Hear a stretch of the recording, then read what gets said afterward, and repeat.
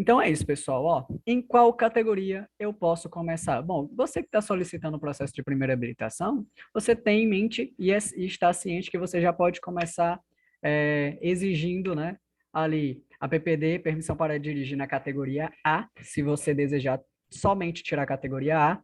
E o que é a categoria A? Pessoal, a categoria A é uma categoria que vai abranger todos os veículos de 2 ou 3 rodas com ou sem um carro literal, que é o sidecarzinho que fica acoplado ao veículo, que tem a finalidade de transportar passageiros, tá? Fica a critério se você vai acoplar ou não, tá?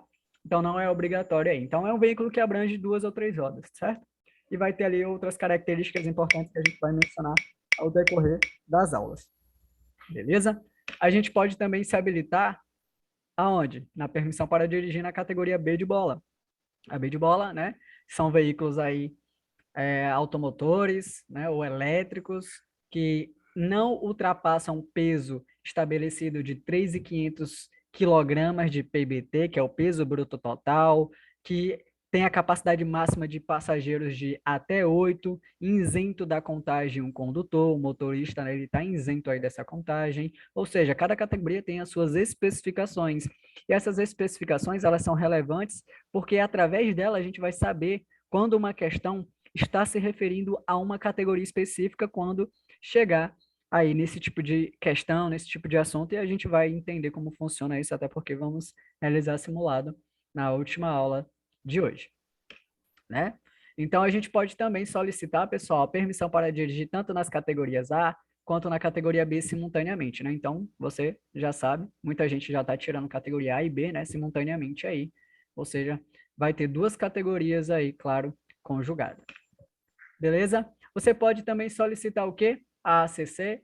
A gente sabe que é uma autorização para conduzir ciclomotor. Para quem está tirando somente a ACC, a gente sabe que o processo de habilitação dela é um pouco diferente do processo comum, né, das categorias. A gente viu a quantidade de horas do curso teórico reduzido, a quantidade de aulas práticas também, e o total de questões também. Se eu não me engano, são só 16 questões para que você seja aprovado na prova teórica da ACC, tem que acertar ali cerca de 60% da prova. E são informações que a gente vai passando, né, enquanto que são muitas vezes podem ser abordadas, são relevantes, o que possivelmente a gente poder dar um branco às vezes, né, tanta informação que às vezes a gente esquece de passar ou passa desapercebido, será relembrado, claro, no simulado. Se cai alguma coisa com o qual não vimos, lá no simulado eu explico, detalho, e a gente vai ficar a par de tudo.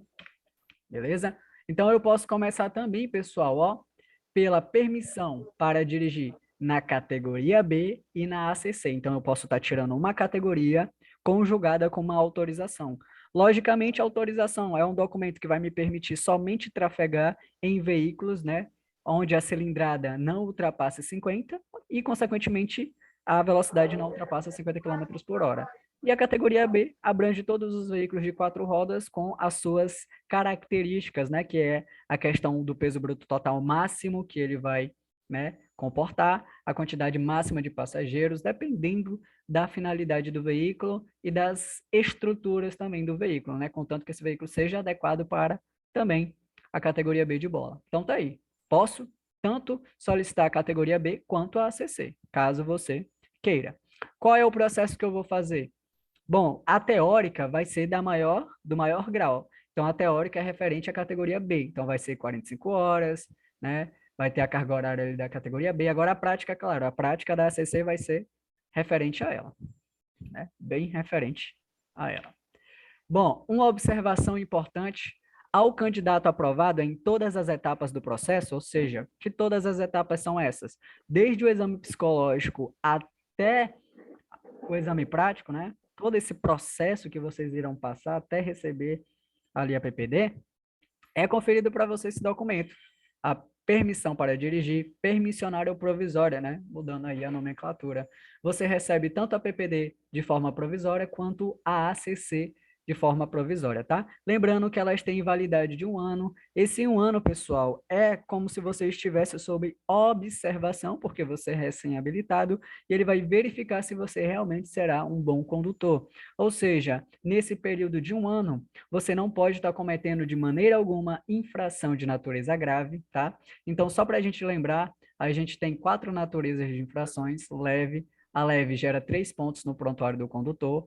A multa da leve, pessoal, que é uma penalidade que, consequentemente, está sempre inerente, ou seja, ligado, sempre vai recair quando se comete infração, que é a multa, é no valor aqui, ó, da leve de R$ 88,38, né? A gente vai perceber também, pessoal, que temos a infração de natureza média. A infração média gera 4 pontos no prontuário do condutor, já sabemos o que é o prontuário, e a sua multa é de R$ 130,16. Temos também a infração de natureza grave, né? A grave leva 5 pontos no prontuário, a sua multa será de R$ 195,23.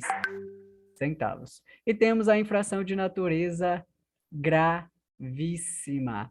A gravíssima vai levar 7 pontos no prontuário do condutor e o valor da multa gravíssima é de R$ 293,47. Então, a gente está vendo aqui, pessoal, as 4 naturezas de infração, as suas respectivas pontuações e os seus valores atualizados de cada multa, tá bom? Então, se você comete infração grave, comete infração gravíssima e é reincidente, né? Reincidência é quando você comete o mesmo ato 2 vezes, você está reincidindo naquela situação, naquela tipificação de infração, você também terá a sua PPD cassada, tá? A PPD é cassada e a cassação é nada mais, nada menos que a sua anulação, tá? É como pegar a sua PPD que você suou tanto para tirar e rasgar e jogar no lixo porque ela não valerá mais e você terá que se habilitar novamente.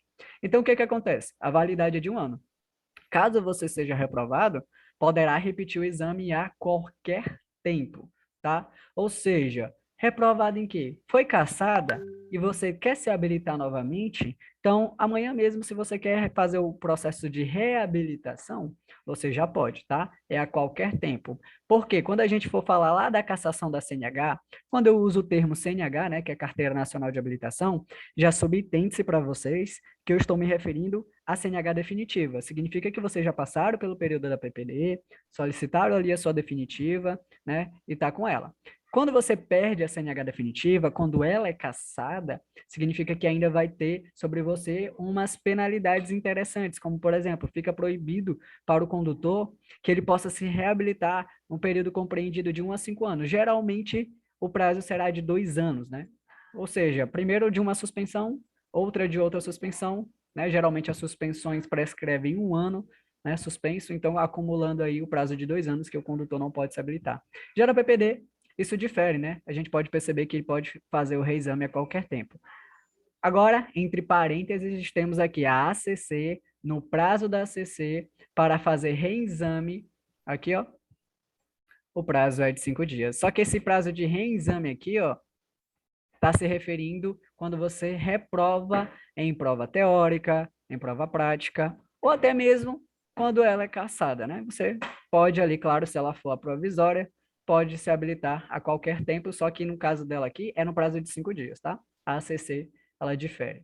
Nas categorias aqui, nessa questão é a qualquer tempo. Esse a qualquer tempo não significa que é de imediato, não é uma coisa rápida, né? A gente já sabe que o resultado já tem que constar lá no sistema, tem que estar tudo bonitinho, que você já pode, claro, dar entrada. Esse a qualquer tempo, ele tira a pretensão de um tempo que é estipulado, como, por exemplo, na cassação da CNH, que você está retido, está proibido, né? De tentar se reabilitar novamente no período de 2 anos, né? Compreendido em 2 anos.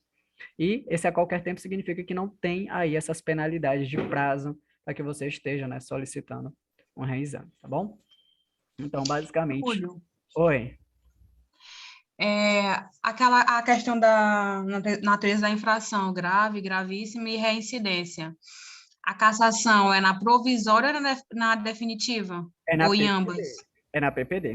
Para caçar a CNH, você tem que ser um motorista bem responsável. Quando a gente chegar lá em infração, tu vai ver que para você perder a CNH, a definitiva tem que ser muito responsável, tem que cometer crime de trânsito, delito de trânsito, situações bem tensas mesmo. Já na PPD, basta você cometer uma Esses grave. 3 casos, né? Cometeu uma grave, perdeu, já era, não tem choro, não tem o que fazer, vai perder, tá? Cometeu gravíssima, também Agora, a média tem que ser duas da mesma tipificação, tem que ser uma reincidência. Se você pegou uma média, não perde. Pegou uma média e pegou outra média, só que não é da mesma natureza, não é da mesma tipificação. São duas médias, né, de infrações ali diferentes, né? Então, não perde. E não é para perder, né? Pelo menos não é para perder. Viu? Só perde nas multas Obrigada. médias se for reincidência. Bom, tá aí as naturezas, né? Eu gosto de adiantar as naturezas, as suas pontuações e os seus valores, porque eu sempre vou estar abordando para que a gente memorize o mais rápido possível essas informações e fique aí na mente. Pessoal, eu vou interromper rapidinho aqui a aula, só um momento. Então tá aí, tá? Quando você está com a PPD, que é a provisória, você vai passar por um período aí de teste, né, de um ano, validade de um ano. Quando vence, por exemplo, a PPD vence hoje, né, o prazo de um ano vence hoje, hoje é dia 8, né, do 3, você pode solicitar a definitiva a partir do dia 9, né, o dia posterior você já pode estar solicitando a definitiva. Lembrando que quando você faz a solicitação da sua CNH definitiva, gera uma taxa, tá? Taxa essa, claro, que é cobrada pelo Detran. Esse serviço pode ser feito na autoescola, pode ser feito na Ciretran, onde você achar mais interessante. A autoescola sempre facilita, né, o serviço. Bom, passando adiante, pessoal, aqui ó, a gente tem outra observação. Observe aqui, ó, o portador da PPD ou da ACC provisória poderá solicitar a habilitação definitiva após um ano, como eu já falei, desde que não tenha cometido nenhuma infração de natureza grave, nenhuma gravíssima ou ter sido reincidente em infrações médias, tá bom? Palavra mágica aí, reincidência. Bom, passando adiante, deixa eu só limpar essa telinha aqui pra gente. A gente vai falar um pouco sobre renovação. Pessoal, renovação é interessante. Quando eu falo de renovação, a palavra renovação se refere ao candidato que já está com a CNH, tá? Renovação é quando você já está com a definitiva. Eu preciso saber disso? Precisa. Você precisa entender quais são os prazos, né? E as características para se renovar, entre outras informações pertinentes. Então, quando eu falo de renovação da habilitação, significa que eu estou me referindo à pessoa que já está ali com a sua CNH definitiva. Quando você está com a PPD e ela vence, você vai solicitar a definitiva. Não é uma renovação, é uma solicitação da definitiva, né? Então, renovação está atrelado aí à CNH. Então, a renovação da habilitação nada mais é do que o processo de consistir em ser aprovado nos exames físico e mental, no psicológico, se você tiver o EAR. Como assim, professor? Quer dizer que toda vez que eu renovar, eu vou ter que fazer exame psicológico, o clínico e o mental? Vai. Por quê? Porque precisa constatar se você não vai adquirir, né, durante o passar dos anos, alguma comorbidade, alguma normalidade. A gente sabe que o corpo humano é uma máquina biológica, quanto mais o tempo passa, mais o metabolismo, né, vai desacelerando, você vai perdendo capacidade visual, capacidade auditiva, né, reflexo, enfim. Por conta dessas situações, é necessário que você seja avaliado por um médico. Então, toda vez que se renova, necessário fazer aí o exame físico e mental. Tranquilo. Além das taxas, né, dos ônus que é gerados aí aos condutores, enfim, tem que fazer. Bom, aí ele diz aqui, ó, o psicológico, ele está entre parênteses, né? Você só faz o psicológico se tiver isso aqui, ó, o EAR. E o que é o EAR, professor? O EAR significa exerce atividade remunerada. Exerce atividade remunerada, ou seja, é quem utiliza da sua habilitação para algum trabalho remunerado. Por exemplo, eu, como instrutor de trânsito, lá na minha habilitação tem especificado o EAR, porque eu exerço atividade remunerada. Eu trabalho utilizando da minha habilitação, né? Eu sou credenciado aí pelo Detran para exercer essa finalidade aí, né? Como instrutor. Então, significa que quando eu for renovar, ou quem tem o EAR, vai fazer tanto o exame físico e mental quanto o psicológico. Ou seja, para quem tem o EAR, é obrigatório cair os dois exames. O exame físico e mental e o psicológico. Professor, eu não tenho EAR, não trabalho utilizando minha habilitação, significa que eu vou fazer somente um exame, que é o exame físico e mental. Sim, só um exame. Mas, se por acaso eu não tenho EAR e cair os dois exames. Pode acontecer? Pode, mas geralmente é para cair só um exame. Se cair os dois, tem que fazer os dois, né? Porque a gente só sabe quando a gente consulta a habilitação lá no sistema. Aí o sistema é que vai dizer. tá? Mas geralmente quem tem um EAR faz 2 exames, que é o exame físico e mental, mais o psicológico, e quem não tem, faz só exame físico e mental, tá bom? Mas já vi acontecer e acontece, mesmo que você não tenha um EAR, pode cair o exame psicológico para você, tá? É bom especificar isso porque tem questões que gostam de brincar com essa jogada aí do psicológico, do exercício de atividade remunerada. Então, a gente vai observar aqui os seguintes prazos para que se renove a habilitação. Bom, primeiro prazo, o condutor vai renovar de 10 em 10 anos para condutores que têm a idade compreendida de 18, tá? Se você tem a idade de 18 a 49 anos, você vai renovar a cada 10 em 10 anos.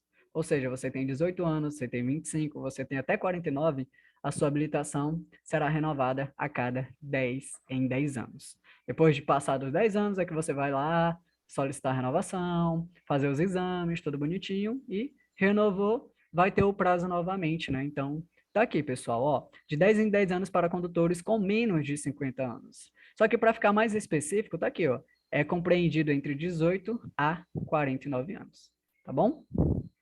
Aí a gente tem outro prazo. Qual é o outro prazo, pessoal? O prazo significa que quanto você está envelhecendo, o prazo vai encurtando, né? Então, de 5 em 5 anos para condutores que têm a idade entre 50 a 69 anos de idade. Então, está aqui especificado já tranquilamente. Então, a partir do momento que você atinge 50 anos e até 69 anos, significa que você tem que renovar a cada 5 anos, né? Em 5 anos. Por quê? Porque, como a gente já falou, você está envelhecendo, né? Isso é uma consequência, né? E pode acontecer que você possa adquirir ou apresentar certas anormalidades, certas situações ali físicas, né, ou mentais que possam gerar perigo para o trânsito, né? Então, o médico, psicólogo, o exame físico e mental pode detectar aí esses possíveis problemas que muitas vezes a gente pode nem perceber, né? Então é isso, de 5 em 5 anos, entre 50 a 69 anos de idade. Fiquem atentos aos prazos e à sua faixa etária, porque tem questões que abordam isso aí. Bom, para quem está com a idade de 70 anos a mais, né, 70 anos para mais, renovará a cada 3 em 3 anos. Outra coisa importante, pessoal, que a critério médico avaliador, ele tem autonomia para isso, tá? Ele pode estipular qual o prazo você tem que renovar. Por exemplo, uma pessoa de 25 anos foi fazer a renovação e o médico vai estipular para ele que ele tem que renovar a cada 2 em 2 anos. Ele pode fazer isso? Pode, porque a critério médico avaliador, ele pode constatar que aquela pessoa, por mais que ela tenha 25 anos, esteja compreendida na faixa etária de 18 a 49 anos, tem a presença de alguma anormalidade. E essa anormalidade detectada pode gerar risco para o trânsito, perigo para ele e para os outros demais usuários, né, do trânsito. Então, o que acontece? Ele vai estipular o prazo menor. Então, a critério médico avaliador pode fazer isso. Não tendo o critério médico avaliador, vai seguir os seguintes prazos mencionados, de 10 em 10 anos, de 5 em 5 anos e de 3 em 3 anos aí, seguindo a sua faixa etária. Então, tá até aqui, ó, a critério médico avaliador, os prazos podem ser reduzidos em razão de alguma anormalidade. Então, tá aí, pessoal. É muito importante entender isso aí. Bom, a gente vai ter uma observação aqui embaixo que diz o seguinte: para os condutores habilitados nas categorias C, D ou E, é necessário passar por exame toxicológico. Ou seja, quando você já tem a categoria C, ou a D ou a E, é obrigatório, além do exame físico e mental, além do psicológico, também fazer o exame toxicológico, né? Que é uma medida administrativa conhecida como teste de alcoolemia, que vai detectar ali se o condutor ele não é usuário de substâncias psicoativas, entorpecentes, como, por exemplo, álcool, arbite, entre outros, né, psicoativos aí, tá bom? Inclusive, pessoal, se você tem categoria C, D ou E e você deixa o seu exame toxicológico vencer, é infração de natureza gravíssima. É infração de natureza gravíssima. Então, você já vai levar o quê? 7 pontos no prontuário. A multa, pessoal, o valor da multa gravíssima é isso aqui, ó, R$ 293,47. Só que essa situação, ela tem o que a gente chama de fator agravante. Fator é o que vai multiplicar. Então, ele vai ser multiplicado aqui, o valor da gravíssima, em 5 vezes. Se você fizer o cálculozinho, pessoal, vai dar quase 1.500 de multa aí. Para ser mais específico... Oi? E se constar no exame que ele usar rebite? Olha, reprovar no exame não é infração. Reprovar não é infração, mas gera suspensão de 90 dias, que é o tempo que você vai ficar limpo ali do seu organismo para poder fazer o teste novamente. Mas reprovar não. Foi detectado, você só será suspenso, não é infração. Mas deixar o toxicológico vencer, porque ele é feito a cada 2 anos e meio, tá? 2 anos e 6 meses, tem que fazer. Se você deixar vencer, você vai pagar isso aqui de multa, ó. Além da multa, vai gerar outra penalidade que vai ser imposta, que é uma suspensão. E a suspensão nada mais é do que uma penalidade imposta pela autoridade de trânsito que visa suspender, né, a pessoa de dirigir por um prazo determinado. Por exemplo, na suspensão aqui dessa situação, vai ser de 90 dias, tá? Mudando aqui a unidade de tempo, pode cair 90 dias ou 3 meses, tá, pessoal? Ou 3 meses, tá? Depende muito da questão. Só que ser pego não é infração, mas gera essa suspensão de 90 dias, tá? Porque se você foi pego, lógico, você não vai poder estar dirigindo. Pelo menos nas categorias C, D ou E, né, para a qual você é habilitado. Professor, posso dirigir na B? Pode, porque a B não vai ter a exigência do toxicológico. Na B eu vou poder transitar. Agora, se eu sou habilitado na D, fui pego, categoria D, eu não posso estar transitando, não, porque eu estou suspenso nessa categoria, nessa situação. A não ser que a autoridade de trânsito, né, estipule que a suspensão seja tanto para qualquer veículo de 4 rodas. Então, a categoria B também você não poderia trafegar. Isso vai depender de quem? Da autoridade de trânsito. Tem muitos fatores envolvidos. Então, tranquilo aqui, pessoal?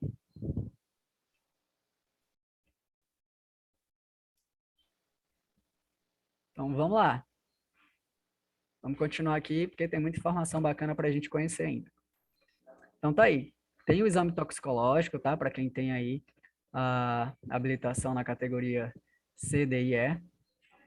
Tá? Então, vamos prosseguir. Então, tá aqui, ó. Quais são os prazos e procedimentos para a renovação do toxicológico? Bom, o exame toxicológico, ele tem a finalidade de verificar se o condutor consome álcool excessivamente, ou ele é usuário de drogas, né? No caso da validade desses exames, o CTB prevê o seguinte: condutores de categoria C, D ou E, com a idade inferior a 70 anos, ou seja, até a idade de 69 anos de idade, você tem que fazer a renovação do toxicológico a cada 2 anos e 6 meses.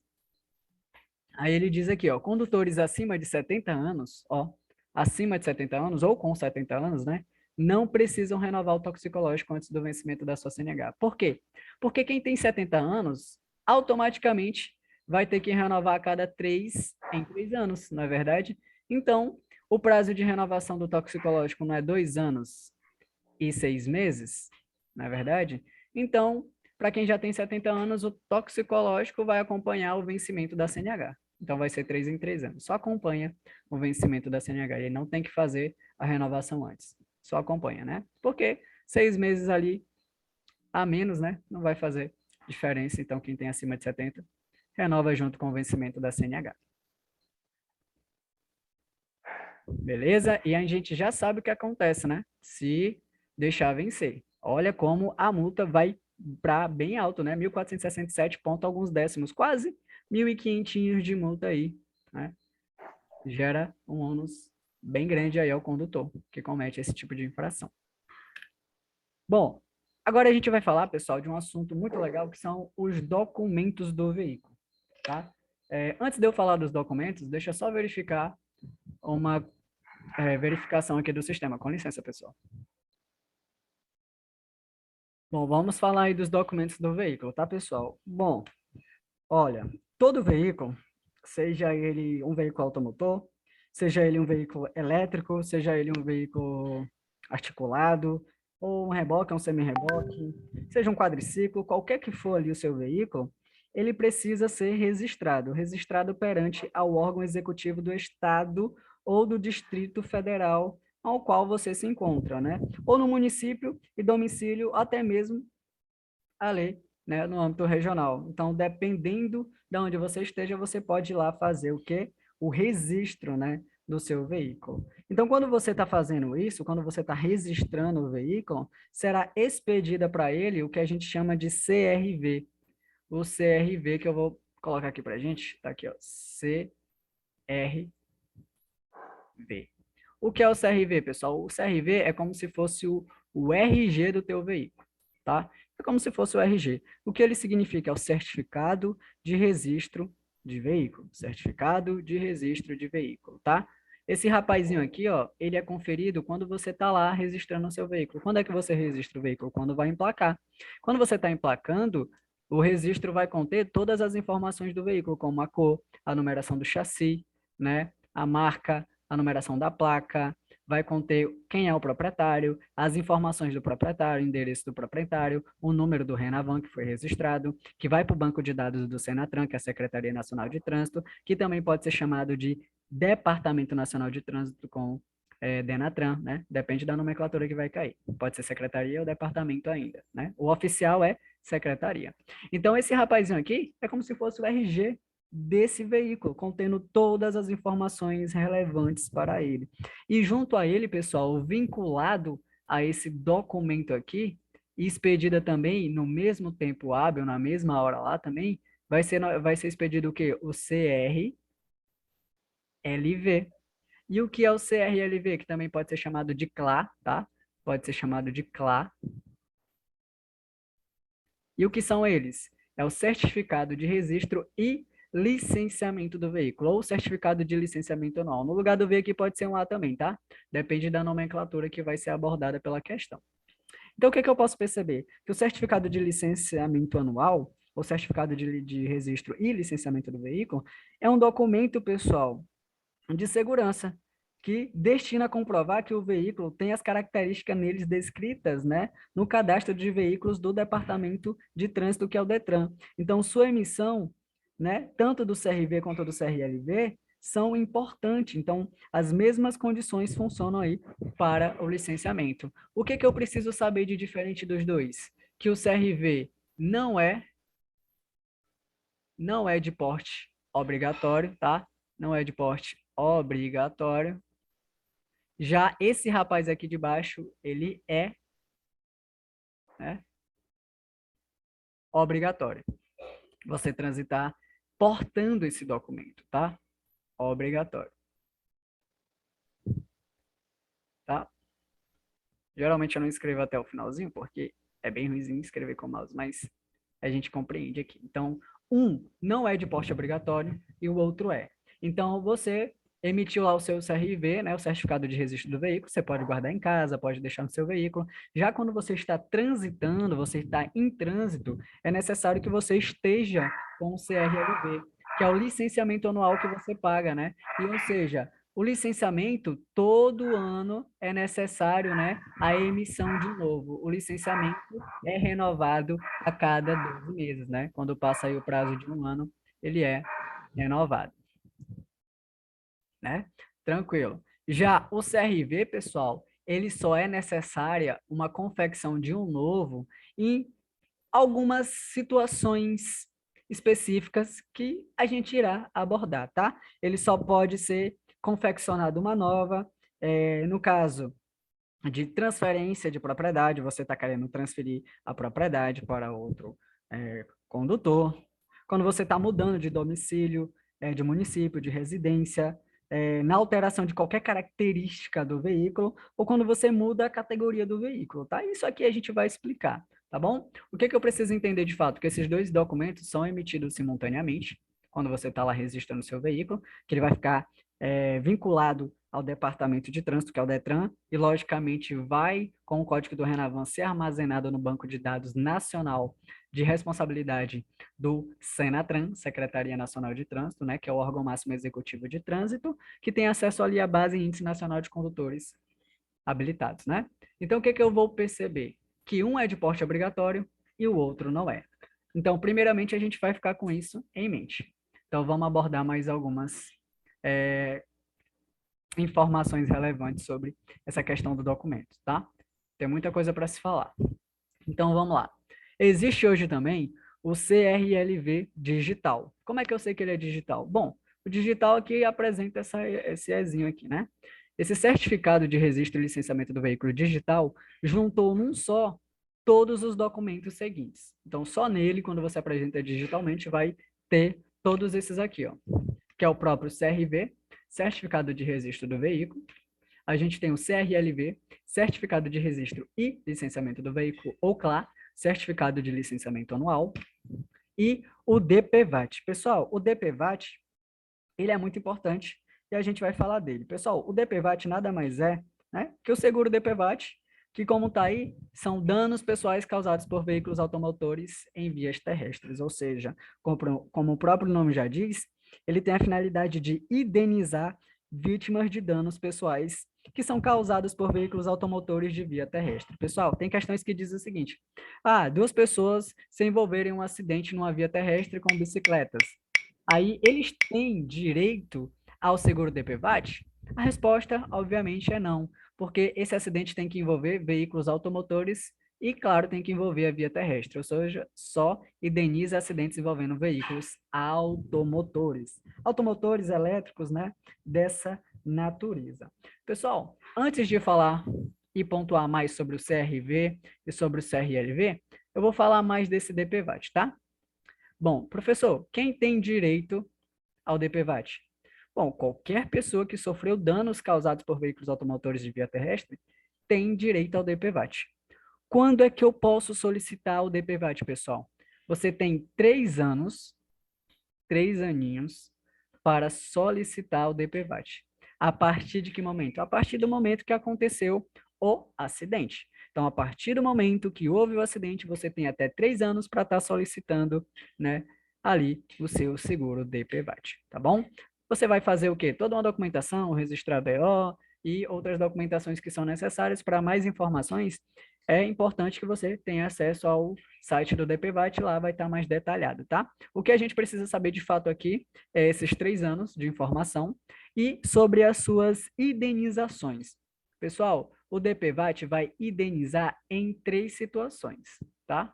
Então, vamos colocar aqui a primeira. Ele vai indenizar por morte, tá?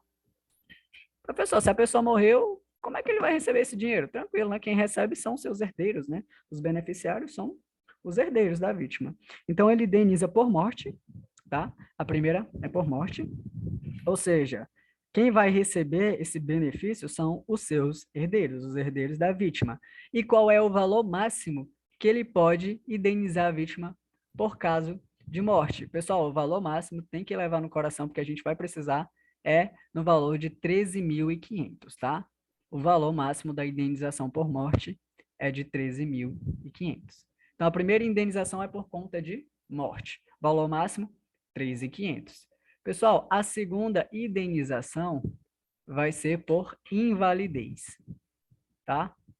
Invalidez. Inválido. Bota aqui inválido. Aconteceu ali um acidente, onde esse acidente provocou, né, sequelas permanentes de maneira total ou parcial, né, na vítima, né, por conta do acidente que foi envolvido ali os veículos automotores nas vias terrestres, né? Então, quem é o beneficiário? Bom, ele sofreu danos ali muito severos, muito sérios, mas ele não morreu. Então, ele é o beneficiário. Nesse caso aqui, quem é, ou qual é, na verdade, né, o valor máximo pela indenização também? Fica fácil, né? Então, por morte e por invalidez, vai ser 3.500. Então, os dois, ó, fica fácil memorizar porque é a mesma quantia. Professor, significa que o acidentado vai receber essa quantia de cara toda?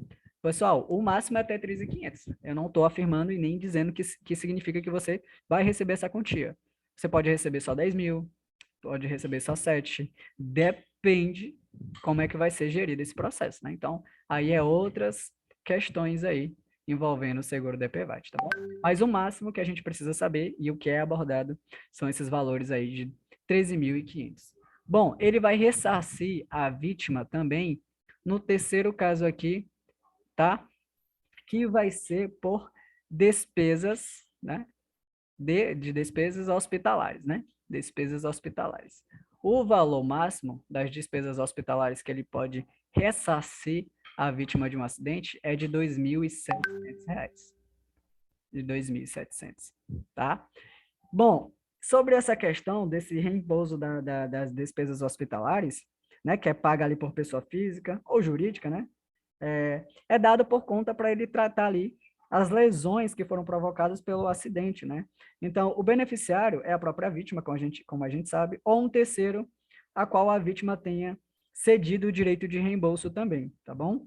Então, se você quer mais informações, é necessário entrar no site do DPVAT, né? Seguros. Lá contém informações relevantes. O que eu preciso saber é que você tem 3 anos para solicitar o seguro. A partir do momento do ocorrido do acidente, ele vai indenizar a vítima em 3 casos: morte, invalidez e despesas hospitalares. Valor máximo por morte, 3.500. Quem recebe quem recebe o benefício, né? Os beneficiários são os herdeiros da vítima, logicamente. Por invalidez também, até 3.500, ou por despesas hospitalares, que é até 2.700, né? Para acidentes ali, onde foi necessário somente um tratamento, gerou só umas despesazinhas em relação ao hospital, tá? Então, essas são as informações que eu queria passar já pelo DPVAT, certo? Então, vamos continuar aqui e abordar sobre o CRV e o CRLV. Bom, professor, o senhor acabou de dizer para a gente que esse rapazinho aqui, ó, ele não é de porte obrigatório. Já esse aqui é de porte obrigatório, né? É de porte. Então, tenho que estar com ele em trânsito quando eu estiver em movimento. O CRLV, ele muda a cada, né? É necessário uma nova confecção dele a cada 12 meses, ou seja, todo ano a gente paga o licenciamento do veículo e vai ser emitido um novo CRLV. Já esse rapazinho aqui, ó, esse rapazinho, que é o certificado de registro do veículo, ele só é necessária uma nova confecção dele em 4 situações. Quais são essas 4 situações? Primeiro, quando você quer transferir a propriedade, ou seja, você quer vender o seu veículo para outra pessoa. Por quê, pessoal? Porque se você quer vender o veículo, no seu CRV consta o quê? Você como proprietário, conta as informações de você como portador, né, desse bem. Então, quando você quer vender, é necessário que o documento seja transferido para o novo comprador. Então, se você vai fazer esse tipo de situação aí no departamento de trânsito, onde seja, é importante que você saiba que você tem um prazo para quem vende, o prazo de 60 dias para comunicar o Detran. 60 dias. Quem compra tem até 30 dias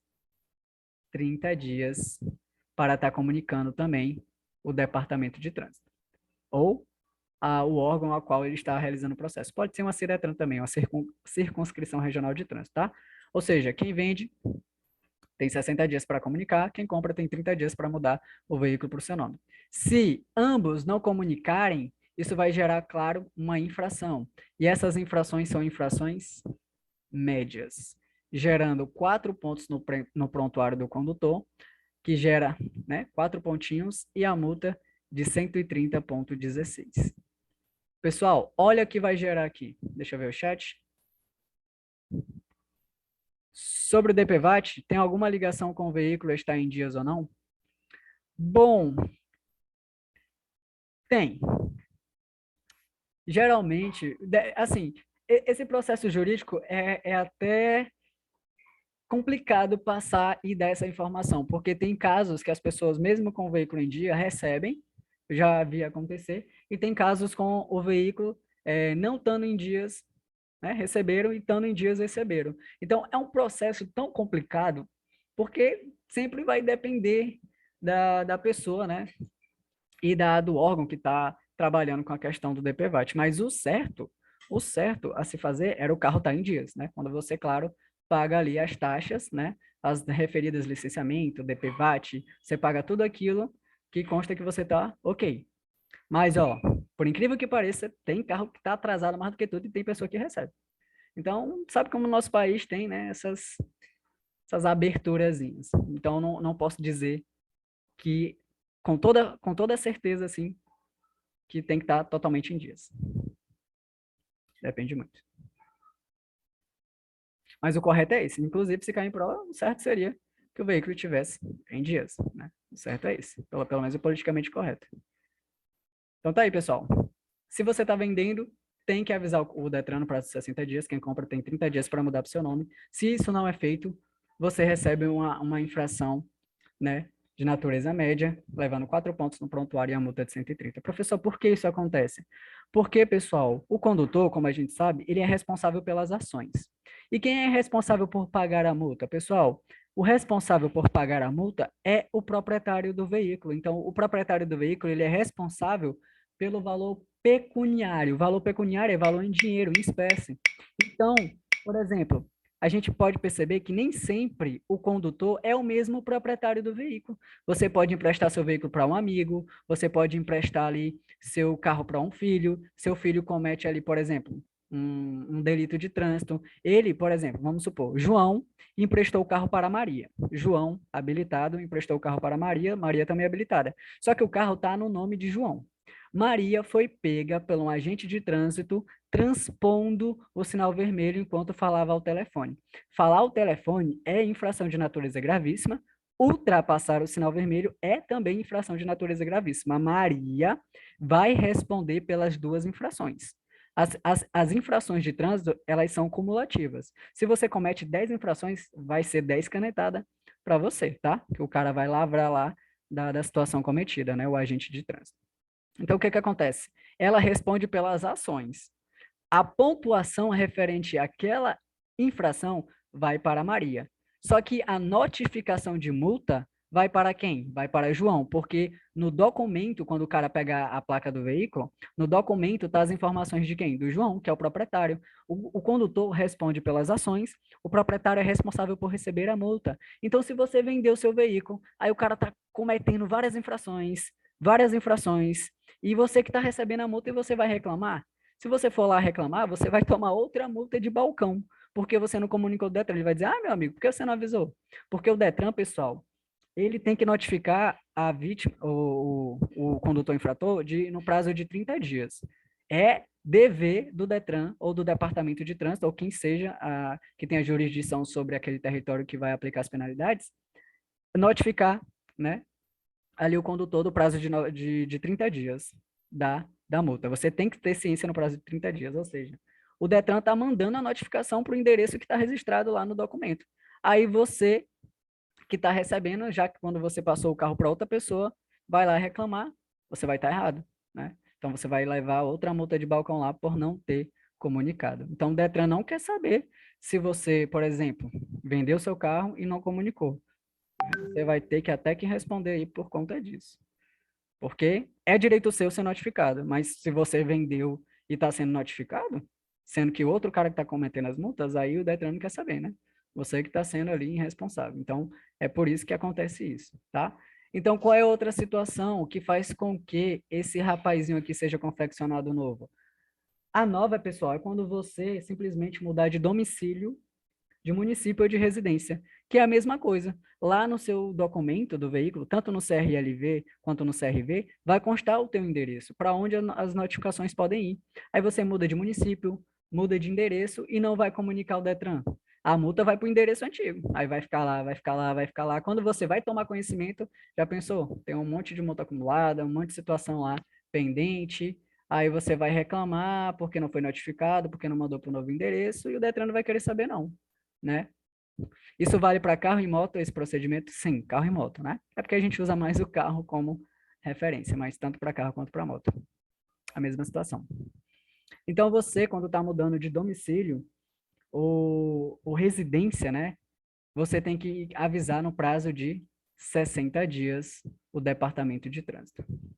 Detran tem que avisar no prazo de 70 dias, senão também é infração média. Pessoal, quando você altera a característica do veículo, bom, teu veículo é branco, aí tá lá no documento dizendo que é branco. Aí você foi lá, enjoei do branco, vou pintar de preto.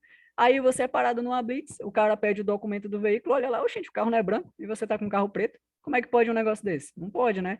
Então, quando você altera a característica original do veículo, tem que ser avisado imediatamente. Não tem prazo. O prazo é imediatamente. Tem que ser avisado imediatamente ao Detran. Ou seja, o quanto antes você for, melhor. Tá? Também gera infração média. Oi? E se o carro for todo adesivado e se for todo adesivado e tiver só um pedaço branco? Bom, sobre essa questão, depende muito. Tem que, dependendo qual é a finalidade do adesivo. É adesivo para trabalho, enfim. Porque se for, Não, não, tipo assim, foi uma cor, foi de preto, adesivo todo de preto, o carro mas todo preto. tá ofuscando a cor original. Sim, por cima da cor original. Bom, o certo era que gerasse infração. Agora, como a fiscalização não é tão pesada, né, pelo menos na nossa realidade, Hum. não vai acontecer. Mas o certo é que sim, era para o condutor sofrer aí as devidas penalidades. Era infração média, inclusive. Era Ah, sim. cobrir o veículo todinho com adesivo, né? Tira ali um pouco E da característica original dele. Outra coisa, pessoal, quando você também mudar de, de categoria. O que é mudar de categoria? Essa categoria do veículo está relacionado diretamente à placa e à finalidade de uso do veículo. Por exemplo, quando você compra um veículo e vai usar o veículo de natureza particular, a placa vai ter uma cor específica, né? Vai ter umas cores ali específicas. Aí você, do nada, quer ser taxista, você vai trabalhar com o seu veículo. Você quer mudar a categoria dele, não é mais particular. Agora você quer trabalhar, exercer atividade remunerada com o seu veículo, é necessário que você comunique o Detran imediatamente para que o veículo seja mudado lá, a finalidade, né? Ele vai ser colocado como veículo comercial, não mais particular, e vai ser alterada a placa, né? A placa vai para o modelo convencional atual do padrão Mercosul, que são o tracejado de fundo em branco e os caracteres, né? As numerações e os símbolos inscritos em cor vermelha, que é a placa comercial, que pode ser tanto um veículo de aluguel quanto um veículo de aprendizagem. Então tá aí, pessoal, são essas 4 situações que fazem com que a gente confeccione um novo CRV, né? Posso mudar de cor sem problema, desde que o Detran seja comunicado? Pode sim. Você vai lá, comunica, ele emite um novo documento com a cor especificada com a qual você deseja, mas tem que comunicar, pelo menos é o certo. Assim, a gente sabe que na nossa realidade não tem aquela fiscalização pesada, mas se tivesse, pessoal, vocês não teriam noção de quanto a gente ia ter que andar a pé por conta de tanta irregularidade que acontece, pelo menos dentro da nossa região, né, dentro da nossa realidade. Mas a fiscalização até que é tranquila aqui. Então, a gente tem sorte por isso muitas vezes, né? Sorte, mas acaba que a gente transita errado, né? Não tem jeito. Então tá aí, pessoal. O CRLV, ele é emitido anualmente, licenciando o veículo para circulação em vias públicas e, para o registro do CRV, só é necessário uma nova confecção, lembrando, quando trocar o proprietário do veículo, o proprietário mudar o município e domicílio, porque é necessário, porque precisa colocar o novo endereço. E tem prazo aqui, né? Agora, a partir daqui, ó, alterar a característica do veículo tem que ser imediatamente, tem que avisar imediatamente. E mudar a categoria do veículo também tem que ser imediatamente, tá bom? Então, esses 4 requisitos fazem com que seja necessário uma confecção desse novo rapazinho aqui, ó. Esse aqui, de baixo, todo ano, né? Todo ano, a cada 12 meses ele vence, você tem que emitir um novo, pagando, claro, o licenciamento do seu veículo, tá bom? Aí a gente tem aqui, para não esquecer de forma alguma sobre esse rapazinho que é o CRV, um novo CRV será necessário quando? Professor, já sei, né? Trocar o proprietário do veículo. Quem vende tem 60 dias para avisar. Quem compra, 30 dias para colocar o veículo sob sua posse. Não infração média. O proprietário mudar de domicílio, né? E de município e domicílio também tem um prazo de 60 dias para comunicar, tá? Infração média para ambos. Na verdade, todas as 4 são infração média, tá? Caso você não avise. São infrações médias. Antigamente era infração de natureza grave, hoje caiu para a média. Alterar a característica do veículo, tem que ser avisado imediatamente, não obedeceu infração média. Mudar a categoria do veículo, avisar imediatamente, infração média. Eu trouxe aqui uma coisa importante, ó. O CRLV e a habilitação podem ser apresentadas no formato digital, pelo aplicativo do celular ou físico impresso. A habilitação no formato físico só tem validade se original, não aceita fotocópia autenticada. E ele diz aqui, ó, não é mais necessário portar comprovantes de pagamento do IPVA e licenciamento ou DPREVAT. Antigamente era necessário estar com os comprovantes desses pagamentos. Atualmente não, tá? Não precisa mais. Basta estar com licenciamento, que é o CRLV. Tranquilo. Pessoal, o que ele quis dizer aqui? É que você, quando passa numa fiscalização e o guarda, quem está lá exercendo essa finalidade de fiscalizar, quando ele pedir os documentos, ele vai pedir o documento referente a quem? Ao condutor. Referente ao condutor, quais documentos o condutor pode apresentar? Ele pode apresentar a ACC, se for o caso da ACC que ele tem. Ele pode apresentar a PPD e CNH. Esses são os documentos de porte obrigatório referente a quem? Ao condutor. E do veículo? Do veículo vai ser quem? O CRLV. Ou CLA, né? Como pode cair a nomenclatura CLA, que é o Certificado de Licenciamento Novo. Beleza? Esses são os documentos de porte obrigatório, referente a condutor, referente a veículo, tá? Ou seja, pessoal, a carteira de habilitação, ou os documentos referentes ao condutor, é restrito à obrigatoriedade de apresentação de duas maneiras. Você só pode apresentar esses documentos referentes ao condutor de maneira digital, né, quando você faz um cadastro aí no aplicativo do Senatran, no site do Senatran, inclusive. Aí você pega, né, faz com o celular, baixa o aplicativo, lê o QR Code que vai estar atrás da habilitação. Quando vocês receberem, você já cadastra e pode usar a carteira de maneira digital, bem tranquilo. Pode apresentar de maneira digital ou o documento em original. A habilitação só pode ser apresentada de duas formas, ou original ou digital. Não é aceita fotocópia, nem que seja autenticada, tá? Isso aí é até pegadinha em questão. Já o CRLV, que é referente ao veículo, ele tem 3 possibilidades de apresentação do documento. O original, o digital e impresso, tá? Hoje em dia, impresso pode. Você vai lá no site do Detran, imprime ali o seu CRV na hora, né? O CRLV, na hora, pode sim. Já a PPD, não. O CNH ou o documento referente ao condutor. Só 2 maneiras, tá? Uma coisa interessante, pessoal, não portar os documentos né, os documentos obrigatórios, não portá-los é infração de natureza leve. Por exemplo, João sai de casa apressado, né? João estava nervoso, saiu de casa apressado, esqueceu a carteira com os documentos. João foi parado numa blitz, ele não estava com os documentos de porte obrigatório. O que, que vai acontecer? Ele vai ser autuado como infração de natureza leve. Infração de natureza leve. Claro que o carro vai ficar retido. O que é retido? Retido é uma medida administrativa que é feita pelo agente de trânsito no ato da autuação, onde as medidas administrativas têm a finalidade de coibir que o condutor continue dirigindo sob irregularidades, né? Por exemplo, o cara foi pego dirigindo sem um cinto, ele vai te parar. Só sai daqui quando botar o cinto. Inclusive, é infração de natureza grave não trafegar com o cinto adequadamente, beleza? Então, é uma retenção, é uma medida que o agente consegue ali colocar e impor sobre o condutor que está cometendo ali aquele delitozinho, tá? Ou seja, se ele conseguir sanar a irregularidade, ele pode ser liberado. Ele podia ligar para alguém, traz meus documentos aí. O cara pega o documento, pode prosseguir, claro, mas ele foi autuado como infração leve. Ainda assim, vai receber a notificação de multa posteriormente, tá? Agora, os documentos de porte obrigatório vencido é gravíssima. Os documentos de porte obrigatório vencido são e constará infração de natureza gravíssima. Não portá-los, eles estão ali atualizados, tudo bonitinho, mas não portar é leve, tá bom?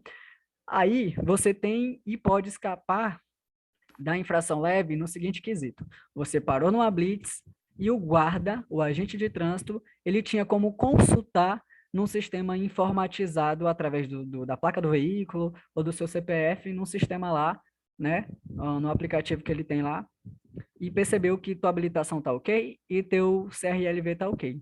Se ele tinha como consultar, não é necessário a obrigatória do porte do documento, mas só se ele tiver como consultar, mas muitas vezes na nossa realidade não tem. Então, se ele não tem como consultar, vai ser autuado como infração leve, tá bom?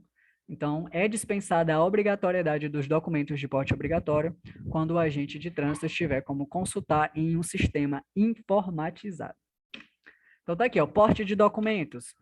O porte do CRLV digital e da habilitação é dispensado quando for possível a verificação via sistema informatizado, tá? É dispensado. Aí você nem precisaria estar com eles. Você escaparia da infração leve. Mas não tinha como constar, é infração leve, tá? Gera 3 pontos e a multa de R$ 88,38.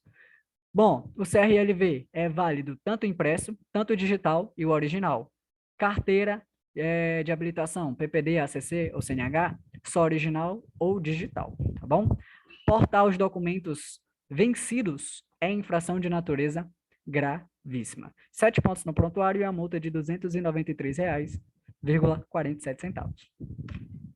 Então, só para ficar memorizado, para não errar quais os documentos de porte obrigatório, Para condutor, ACC, PPD ou CNH.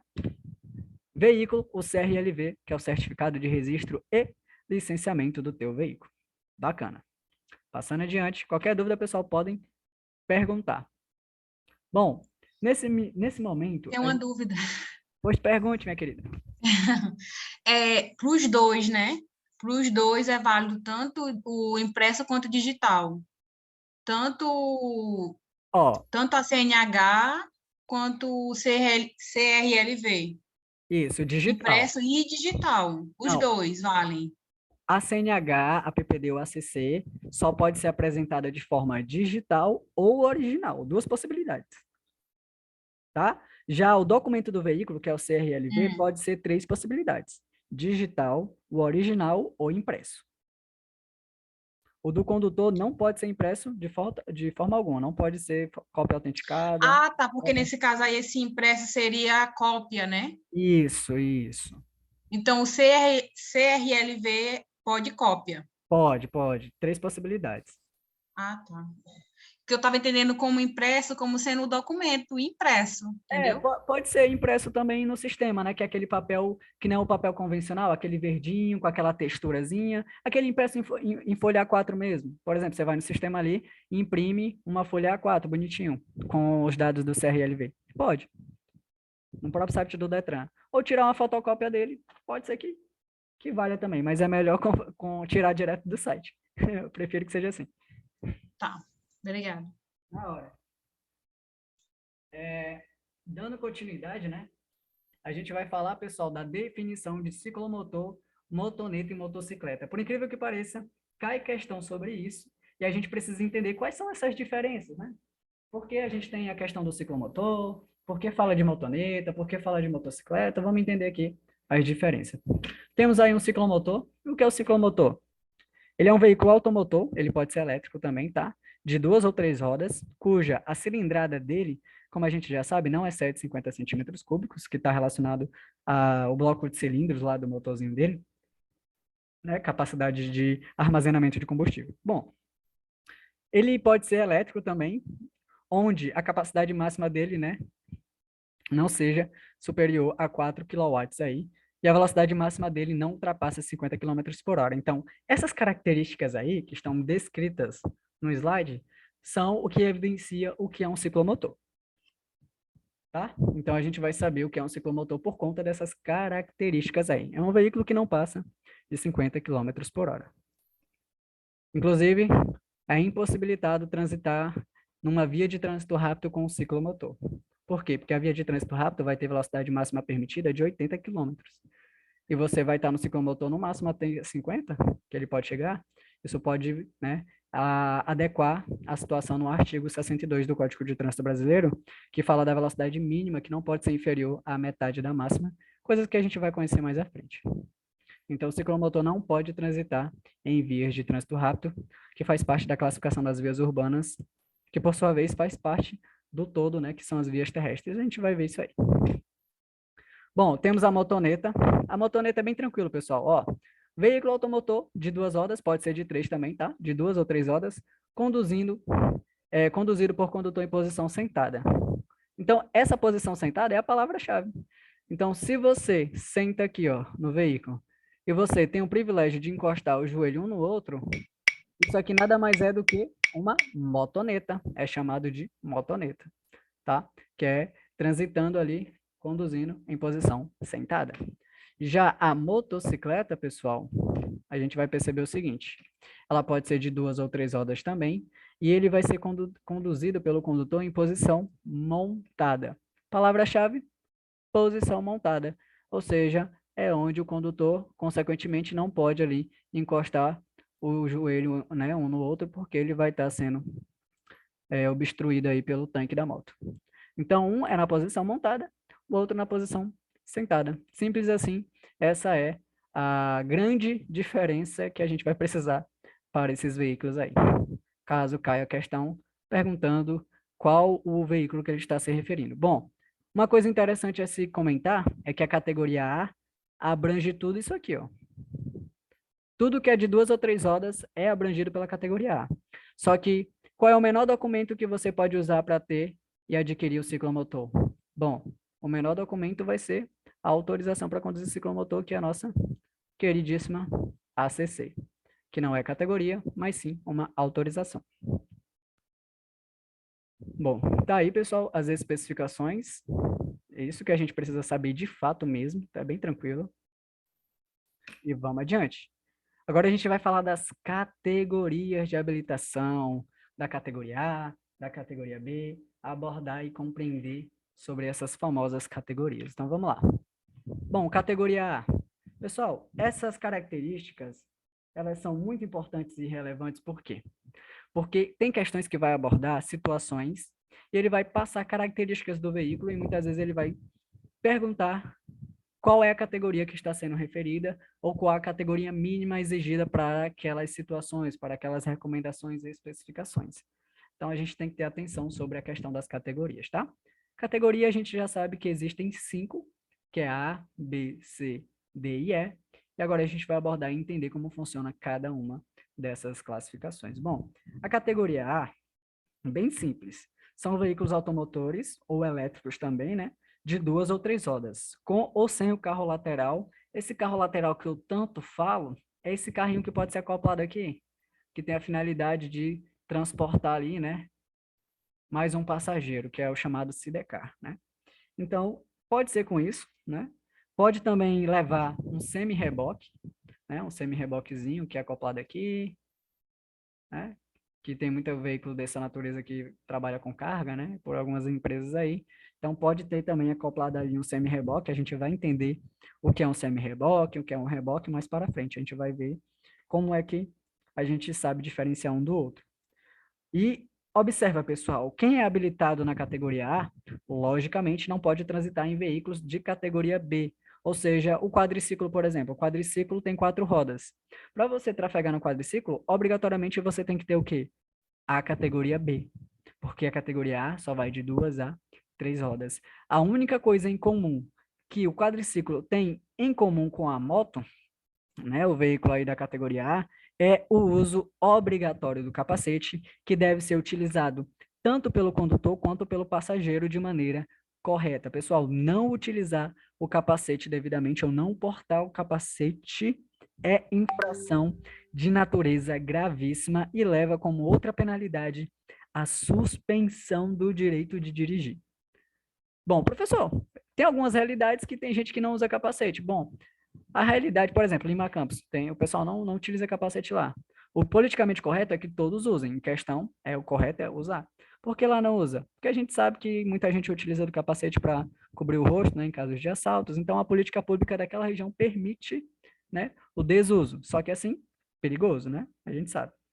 Mas é permitido. Então, eles não vão sofrer os encargos aí em relação a essa situação. Bom,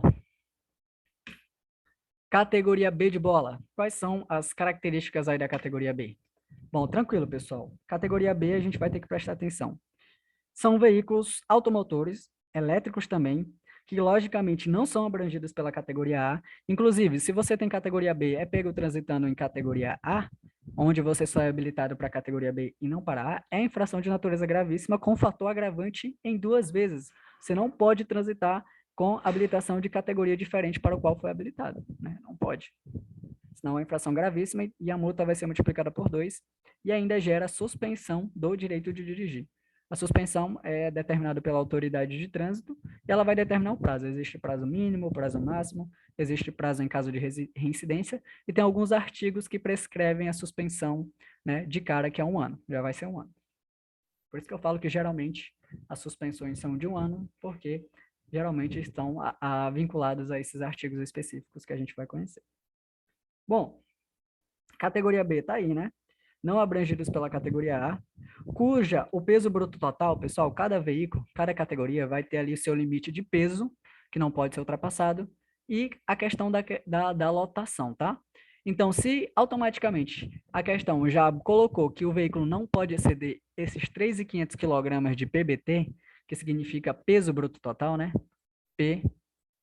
PBT, peso bruto total máximo permitido, se não ultrapassa 3.500, já é categoria B. Automaticamente eu já sei. E a lotação máxima não pode exceder também 8 lugares. Isento da contagem, o condutor. Então, quando você tem a categoria B, você pode levar até 8 pessoas. Claro que se você tem um carro que comporta 5 pessoas, você não vai estocar 8 pessoas lá dentro, né? Se você tem um carro que comporta 8 pessoas, aí sim, você pode transitar com 8 pessoas, né? Então, a gente tem que também levar em consideração a capacidade do próprio veículo, certo? Então, sempre excluído da contagem o condutor. A categoria B ela pode ser uma combinação de veículos, tá? Uma combinação de veículos automotores, uma combinação de veículos elétricos, em que a unidade tratora, né, que vai tracionar, se enquadre na categoria B. A unidade de tração se enquadre aí na categoria B, né? Essa unidade acoplada que a gente vai se referir é aquele que vai ser puxado aqui, né? Que pode ser um reboque, pode ser um semi-reboque. Inclusive, a gente vai poder e vai definir daqui a pouquinho, né? Um pouco mais para frente ou na próxima aula, enfim, dependendo de como vai correr a aula, o que é um reboque, o que é um semi-reboque, sabendo diferenciar, tá? É uma unidade acoplada aí, tá? O categoria B pode ser do veículo trailer, ele pode ser articulado, né? Desde que a soma das unidades que estão acopladas ao veículo também não exceda o PBT de 3.500 kg, não pode exceder, tá? O veículo que está, o reboque ou semi-reboque que está acoplado a ele, não pode exceder o peso de 3.500 kg juntamente com a pesagem ali do veículo, né? Senão vai ser, claro, infração e vai gerar aí umas medidas administrativas como o transbordo do excesso de carga, que a gente vai conhecer mais para frente, tá? Pessoal, existe um veículo que vai desde a categoria B até a categoria E, que ele será a única e exclusiva exceção onde pode exceder o peso bruto total que já é estipulado, tá? Esse veículo é conhecido como motocasa ou motorhome. E a gente vai entender mais para frente o que é esse motocasa e esse motorhome, tá? Ele vai ser a única exceção que... Túlio, Oi. Túlio, com relação ao ao uso do capacete. Eu monto numa moto, eu estou viajando. O Detran, a lei diz que é obrigatório o uso do capacete ao se conduzir, digamos, uma moto. Aí eu entro numa cidade onde o uso do capacete não é permitido. Mas caso eu queira usar o capacete, Você pode e deve, na verdade. pois é da minha segurança. É para a minha segurança. Pode. Se eu questionar isso juridicamente. Não, você pode, inclusive é o correto. Assim, é porque essa questão do desuso do capacete está vinculada à realidade da própria cidade, tá? Assim, pode gerar um certo medo, receio da população, né? Porque é incomum, talvez, para a população, mas você não estaria errado e você não deve sofrer nenhuma consequência. Você que está certo utilizando do capacete. Então, você não deve receber nenhuma consequência. A não ser que Isso, você vá assaltar, né? Então... por causa dos outros, eu não devo colocar a minha vida em risco. Tá? Exatamente, inclusive. Só queria saber se só queria saber se teria apoio juridicamente nesse caso. É isso. Tem sim, apoio demais. Você está certíssimo. Você tem que utilizar o capacete. A política pública da região permite? Permite para a segurança da cidade, né? Mas não significa que é isento o uso do capacete, né? Quem quiser usar, pode usar. Quem não quiser também não usa. Assim, eles não vão sofrer encargos, eles não vão sofrer penalidades, porque é permitido ali, a fiscalização não vai bater. Mas, por exemplo, vem uma fiscalização séria, aí pode obrigar. A prefeitura não vai determinar nada. O órgão de trânsito que vai ter jurisdição naquela região, se ele determinar que a partir daquele momento todo mundo tem que usar capacete, dependendo da política pública, tem que usar. Então, é porque a fiscalização não bate, então a prefeitura deixa, né? Deixa. Isso aqui é perigoso. Né? Quem já sofreu um acidente de moto e que é arremessado para fora da moto, meu amigo, se tá sem o capacete, difícil, viu? É arriscado. Pois é isso. Tudo bem? Tranquilo? Beleza. Então tá aí, pessoal. O motocasa, como eu estava me referindo, ele é o único veículo. A gente vai ver a imagem dele, vai entender qual é a finalidade dele e os critérios. Só que, claro, mais para frente a gente precisa atropelar não. Vamos com calma, né? Por partes. Então esse motocasa eu gosto de adiantar, por quê? Porque ele vai ser a única exceção em que pode exceder o PBT, que é o peso bruto total, que já vai ser estipulado para cada categoria, né? Aqui da categoria B, a gente está percebendo que não pode exceder 3.500 quilogramas. Mas o motocasa pode, né? Pode ir até 6.000 quilogramas. O motocasa é a única exceção para todas as categorias que vai exceder ainda o peso já pré-estipulado. Então, essas são a característica da categoria B, tá? Categoria B de bola. Vamos para a categoria C. Pessoal, falou categoria C, você já vai ligar a categoria C a veículos de transporte de carga. Automaticamente. Isso é um macete muito bom. Categoria C, professor, está atrelado a veículos de carga. Categoria C, atrelada a veículos de carga. Vamos ver aqui o que a categoria C nos diz. Pessoal, a categoria C são veículos automotores elétricos também. Eles são utilizados para o transporte de carga, como a gente está mencionando, cuja o peso bruto total máximo dele já excede 3.500. Ele pode passar de 3.500, mas o limite máximo dele é 6.000 quilogramas. A única exceção que vai permitir que ele ultrapasse 6.000 é o motocasa, né? O motocasa é a única exceção para todos, tá bom? Então, a categoria C, ele pode trafegar num trator de esteira, tratores mistos, esses equipamentos que são destinados à movimentação de cargas, de terraplanagem, de construção ou de pavimentação também. Então, já é utilizada a categoria C para esse tipo de veículo e, claro, esse tipo de veículo. Bom, veículos, por exemplo, de espécie que é o motocasa, né, pode ultrapassar, como eu falei para vocês, o peso, que é o PBT, de mais de 6.000. Ó, a categoria C, como ela é uma categoria, claro, logicamente superior à categoria B, né, ela é superior, o grau está subindo, logicamente você pode exceder o peso, né, o peso vai para até 6.000 quilogramas, excede 3.500, mas não ultrapassa 6.000, a única exceção é o motocasa, tá?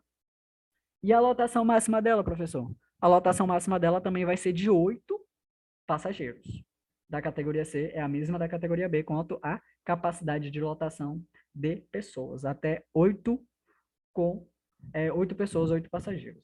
E isento da contagem, logicamente, também o condutor, tá? O que a gente pode perceber também? Que a categoria C também pode ser a combinação de veículos, né? Não abrangidos pela categoria B, ou seja, a unidade tratora tem que ser abrangido na categoria C. O que é essa unidade tratora, de fato, que a gente tanto fala, é o que vai tracionar aqui o veículo, é o que vai, a força de movimentação que vai tracionar. Esse rapazinho aqui, ó, tem que se enquadrar em categoria C, tá? Tem que se enquadrar em categoria C, logicamente, né? Ou seja, ele, para ser uma combinação de veículos, né? A unidade que vai tracionar não pode ser de categoria B, o tipo tem que ser de categoria C, né? Que tem aí como peso bruto total máximo permitido até 6.000 quilogramas. E se você tem AC, logicamente você pode pilotar dirigir, né? Qualquer veículo da categoria B. Ou seja, quem tem AC abrange toda a categoria B de bola. E é isso, tá? Bem tranquilo. Bom, se a gente está falando aqui da categoria C, a gente vai falar também da categoria D. A categoria D tem um macete muito importante também para ela. A gente sempre vai ligar a categoria D de dado ao transporte coletivo de passageiro. Ao transporte de passageiro. Categoria C é o transporte de carga, categoria D é o transporte de passageiro. O que a gente pode tirar daqui? Bom, a categoria D, pessoal, também pode ser um veículo automotor, pode ser um veículo elétrico, né? Os mais atuais são elétricos. Pode ser utilizado no transporte de passageiro, onde a lotação já excede 8 lugares. A lotação já excede 8 lugares, excluída da contagem condutor. Bom, tem categorias D, onde o limite máximo é até 20 pessoas, mas tem veículos de categoria D que ultrapassam um pouco esse limite, tá? Então, depende do contexto da questão. Quando a gente vê uma questão, a gente vai analisar esse contexto aí, que envolva, né, essa situação aí das categorias. Então, como é o transporte de passageiros, a categoria D está vinculada a isso, a gente pode levar mais de 8 passageiros, até 20 ou um pouco mais de 20, isento da contagem do condutor. Veículos que são destinados ao transporte de escolares, né? Independentemente da lotação, veículos destinados ao transporte de escolares, pessoal, independe da lotação, tá? Independe. Então, passou de 20, se for transporte escolar, tá tudo bem para a categoria D de dado. Você pode também transitar, por exemplo, na espécie que é um motocasa, com a categoria D, o motocasa pode exceder a lotação máxima de 8 lugares, também pode exceder a capacidade de peso de 6.000 quilogramas, que a categoria D abrange. A categoria D também vai até 6.000 quilogramas, tá? De peso bruto total. Só que da categoria D geralmente não aparece a faixa etária de peso. Está mais atrelada à capacidade de passageiros. Bom, você pode transitar na categoria D no ônibus articulados. E se você tem AD de dado, você, né, pode trafegar em qualquer veículo de categoria C ou B, porque a categoria D é o grau maior que a C, logicamente, então abrange as categorias B e C. Agora a gente vai falar da categoria E. Bom, a categoria E é o alto grau aí das categorias, é o último grau, né? E a gente vai perceber que a categoria E, ela é basicamente uma combinação de veículos, ela é literalmente uma combinação de veículos, em que a unidade tratora pode se enquadrar nas categorias B, C ou D. Ou seja, a unidade que vai tracionar pode ser da categoria B, C ou D. Logicamente, como isso aqui é um veículo de grande porte, geralmente a unidade tratora vai ser do mais grau, né? Do mais alto grau, mas pode abranger essas outras também. E ela é uma combinação de veículos, né? Automotores e elétricos. Ou seja, quer dizer que ele pode levar aqui um semi-reboque, pode levar outro reboque, pode levar mais um, enfim, ele pode levar vários, né? Porque é uma categoria de alto grau. E o que que a gente vai perceber também? Que ela se enquadra aí nas categorias B, C e D, né? A unidade que está acoplada, o semi-reboque ou reboque. Ele pode ser um veículo articulado ou ainda com mais de uma unidade tracionada, né? Que ele vai tracionar e impulsionar mais. Ele vai ter mais de 6.000 quilogramas, né, de peso bruto total, ou cuja lotação também pode exceder 8 lugares, né? Pode enquadrar aí na categoria trailer, veículos tipo trailer, e todos os veículos vão ser abrangidos, né? Ou seja, B, C e D serão abrangidos quem tem a categoria E. Então é muito importante que a gente entenda que a categoria E nada mais é do que uma combinação de veículos com mais de uma unidade tracionada. Ele independe da capacidade máxima, tanto de tração, né, e do PBT, ou seja, ele passa ali muitas vezes dos 6.000 quilogramas. Todos os veículos da categoria B, C e D são abrangidos pela categoria E. Então, é o alto grau, ele ultrapassa bastante ali. O motocasa também, para ele, vai exceder um pouco mais ainda, se for o caso, né? É o que pode exceder o limite que é estabelecido. Se bem que para a categoria E não tem um limite estabelecido especificamente. Então, ele pode chegar ali a um limite interessante. Então é isso, pessoal. É muito importante que a gente fique atento aí às categorias, tá? Voltando aqui só para que vocês, né, tenham visto. Esse slide está lá no grupo também, se vocês quiserem verificar novamente. A aula está sendo gravada e posteriormente sendo enviada para vocês, para quem quiser rever as informações. Bom, falando um pouco sobre a identificação do veículo, o veículo pode ser identificado de duas maneiras: externamente e internamente. Externamente vai ser dotada a identificação por meio das placas e internamente por meio da numeração do chassi, que fica na longarina metálica, né? Aquela estrutura metálica que vai comportar a cabine do veículo, onde fica ali a numeraçãozinha do chassi. Então, os veículos serão identificados externamente por meio de suas placas, dianteira e traseira. No caso da motocicleta, traseira. Lembrando que as placas, ela tem películas retroreflectivas, né? O que significa que elas encandecem, elas têm um teor fluorescente. Quando uma luz incide sobre elas, elas encandecem, né? Facilitando a visualização. Isso é, claro, um dispositivo auxiliar de segurança. Temos aí a identificação obrigatória, né, que será feita por meio dos caracteres do chassi também. É uma identificação obrigatória, né, por meio do chassi. Então, essas são as duas maneiras de se identificar. Bom, pessoal, se a gente abordou as categorias, a gente compreende aí sobre a identificação, que é basicamente isso mesmo que a gente precisa saber, a gente vai falar sobre mudança de categoria. Quais são os prazos, quais são os requisitos solicitados para que você possa estar mudando de uma categoria para outra, né? Então, antes de eu continuar, só um momento. A gente agora vai falar, pessoal, dos prazos e requisitos para a mudança de categoria, tá? Bom, se você tem a categoria B, você pode mudar para a categoria C, né? Com o tempo necessário, claro, e os requisitos que são exigidos pelo Departamento de Trânsito. Beleza. Pessoal, um ressalva. Quem tem categoria A e quer categoria B, faz adição. Quem tem B e quer conjugar A, faz adição. Mudança de categoria é a partir da categoria B. Então, ele vai dizer aqui, ó, quais são os requisitos para uma pessoa que está habilitada na categoria B possa adquirir a categoria C. Então, tá bem simples, ó. No mínimo, 1 ano de categoria B. Lembrando que o tempo da permissionária, o tempo da PPD, aquele 1 ano que você está sendo observado, ele já conta como prazo. Então, se você passou 1 ano de PPD e já quer solicitar depois de 1 ano, né, quando solicitou a definitiva, dar entrada na mudança de categoria para C, já pode, tá? Então, para solicitar a mudança de categoria da B para C, no mínimo você tem que estar 1 ano de habilitado na categoria B de bola. Aí o que ele vai dizer aqui, ó? Não ter cometido infração no período de 1 ano, nos últimos 12 meses, as seguintes infrações. Lembrando que o prontuário é sempre verificado. Se constar essas seguintes infrações, você não vai conseguir fazer a mudança de categoria até que a pontuação e as multas sejam quitadas, né? Então, se você cometeu nos últimos 12 meses infração de natureza gravíssima, infração grave, ou aqui tá 2 médias, tá? Mas foi só um erro de digitação mesmo, é reincidência, tá? Tudo aqui é caso de reincidência.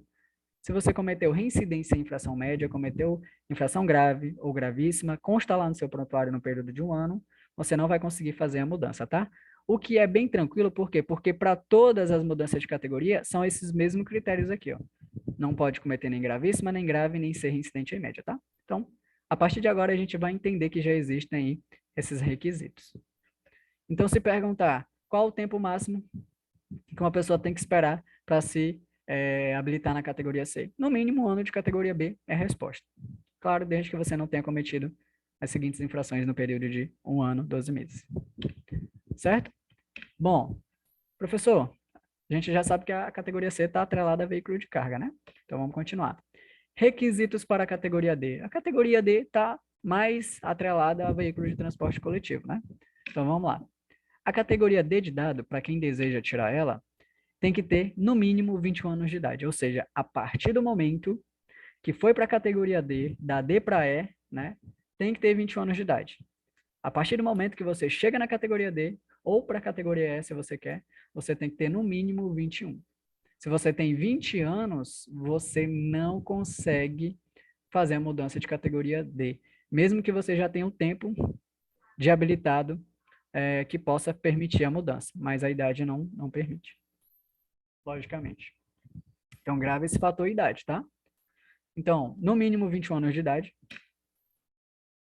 no mínimo 2 anos de categoria B, quer dizer que para ir para D, eu posso pular C? Pode. Então, muita gente quer ir da B direto para D. Só que para isso, em vez de esperar 1 ano, você tem que esperar 2 anos. Espera-se 2 anos. Além do prazo de 2 anos, tem que ter o fator 21 anos de idade. Tá? Professor, mas eu posso ir da C também, né? Pode. Se você tem a C e quer ir para D, basta esperar 1 ano de categoria C, tá? Muita gente opta por não ir para C e vai da B direto para D. Espera 1 aninho a mais e vai. Qual é a vantagem de ir para C? Bom, a vantagem de ir para C é porque você pode fazer assim, ó. Esperar 1 ano de B para C, né? 1 ano de B para C. E da C, você não precisa ir para D se quiser ir para E. Só que assim, se você vai para E, tem que ter 21 anos de idade. Por quê? Porque a E é maior que a D. Se a D tem a exigência de 21, logicamente que a E também vai ter. Então, da C para E, sem passar pela D, o prazo é de 1 ano. Beleza? Então, a vantagem da categoria C é que ela dá uma agilizada ali no processo do cara que já quer tirar a categoria E. Então, ele não necessita ali passar pela D. Então, já come um pouco de tempo ali, importante para ele, caso ele deseje fazer isso. Ok? Passando adiante aqui, ó. Só que assim, você não pode ter cometido as infrações nos últimos 12 meses, nem grave, nem gravíssima, e nem tem sido reincidente em média, tá? Não é 2 médias, é reincidência, cometendo ali a mesma tipificação. Bom, requisitos para a categoria E. Para ir para a categoria E, pessoal, você tem que ter no mínimo 21 anos de idade, claro. No mínimo 1 ano de categoria C, ou seja, você pode dar C para E direto sem passar pela D. Ou a qualquer tempo da categoria D, desde que tenha passado pela C, caso tenha passado pela B, indo para D somente após o ano. Parece um problema complexo isso aqui, né? Pessoal, isso aqui ficou confuso demais. Isso aqui está confuso. Bora explicar, simplificar. Olha, o Wesley pretende chegar na categoria E, né? Então, Wesley, pegou um ano de B, vai logo para C, ou vai para D também, se quiser. Vai para D, porque a D é bem melhor do que a C. A D vai te permitir trabalhar com mais coisas. Então, é melhor esperar 2 anos da B para D e da D para E espera-se 1 ano, né? Então, funciona assim, pessoal. Vamos lá, vamos entender isso aqui. Ó, eu posso fazer o seguinte, ó. Da B para C, espera-se 1 ano, tá? Espera-se 1 ano. Tranquilo. Da C para D, ó, eu tô passando por todas as categorias, vamos lá. Da C para D, espera-se quanto tempo? 1 ano também. Só que, a partir do momento que eu chego na D, fator 21 anos de idade. Beleza. E da D para E, professor? Perceba que você passou pela B, passou pela C, pela D, ó. Você passou pelas 3 categorias. E da D para E que você quer é a qualquer tempo, ou seja, qualquer tempo. Significa, se eu passei pela C e da C eu fui para D, e eu recebi minha categoria D hoje, e amanhã eu já quero dar entrada na categoria E, se o sistema está liberado, eu já posso, tá? Agora vamos pegar aqui o seguinte, ó. Da B eu não quero ir para C. Da B direto para D, espera-se 2 anos. 2 anos. Professor, a partir da D, fator idade, não esqueça. Eu posso ir da B para E direto? Não, isso é pegadinha. O CTB não permite isso, ou seja, o CTB não permite. Quem é o CTB? O CTB é o nosso Código de Trânsito Brasileiro. O CTB não permite. Você não pode dar B para E, né? Não faz sentido. Professor, eu posso ir da C direto para E? Pode, ó. Da C direto para E. Espera-se quanto tempo? 1 ano. 1 ano. Professor, eu fui da B para D. Agora eu quero ir da D para E. Só que quando eu fui para E aqui, ó, eu não passei pela C. Então, se você não passou pela C, espera-se 1 ano, tá? É 1 ano. Da D para E sem passar pela C é 1 ano. É isso que esse texto aqui nos informou sobre isso. Agora eu pergunto para vocês, ficou claro? Tá confuso? Tá de Ficou boa. claro? Tem... Não apaga aí, não. Tô copiando. Copia. Qualquer coisa é só avisar. Pois é isso, pessoal. Esses são os requisitos para que você faça as possíveis mudanças de categoria. Mais à frente eu tenho um slide bonitinho também que vai especificar isso. E quando chegar lá, vocês podem printar a tela. Esse slide está lá no grupo, fiquem à vontade para estudar em casa aí. Podem ver outros vídeos, pessoal. É sempre importante pegar vários professores aí diferentes. Cada um vai ter uma didática bacana aí para passar, informações relevantes que muitas vezes pode passar desapercebido, né? E é isso. Praticar com as questões não são difíceis, né? Mas tem que ter preparo, né? Tem que ter um estudozinho ali, porque apesar de algumas, as questões mesmo já pode facilitar a resposta correta, vai ter situações que a gente precisa ter o conhecimento mesmo, né? Então é importante que a gente faça muitas questões, respondam aí através de aplicativos simulados. Tem gente que passa só respondendo questão de simulado. Nem assiste nada, ou deixa só aí o celular e só a parte de aplicativo ele dá um show na prova. O negócio é estudar mesmo. Posso passar? Pode. Beleza, vamos lá. A aula está gravada e eu mando para vocês também essa aula, caso você queira rever, né? Vai direto para o YouTubezinho, você dá uma olhadinha. Beleza. Claro, requisito, pessoal, ó, não pode ter cometido infração nos últimos 12 meses, né? Nem grave, nem gravíssimo, nem ser reincidente em médio. Tranquilo. Isso é especificação para todas as mudanças de categoria que a gente conheceu até agora. Bom, para ficar bem bonitinho, tá aqui, ó. Da B para C, 1 ano. Da B para D, 2 anos e o fator idade de 21. Da B para E, o CTB não permite, como a gente já sabe. Da C para D, 1 ano, 21 anos de idade.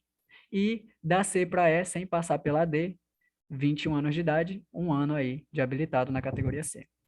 Aí, ó, da D para E, a qualquer tempo. Claro, desde que você tenha passado pela C também. Então, eu passei da B fui para C, da C para D e da D para E, não vai ter prazo, a qualquer tempo eu já posso solicitar. Então, essas são aí as mudanças de categoria, seus prazos, seus fatores e idades e os requisitos importantes.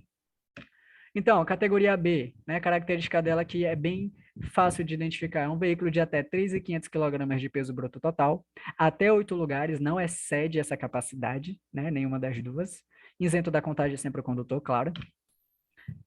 Categoria C, acima de 3.500 kg, né, não ultrapassando os 6.000 kg de peso bruto total, também até 8 lugares, e a gente sabe que ele é um veículo de carga.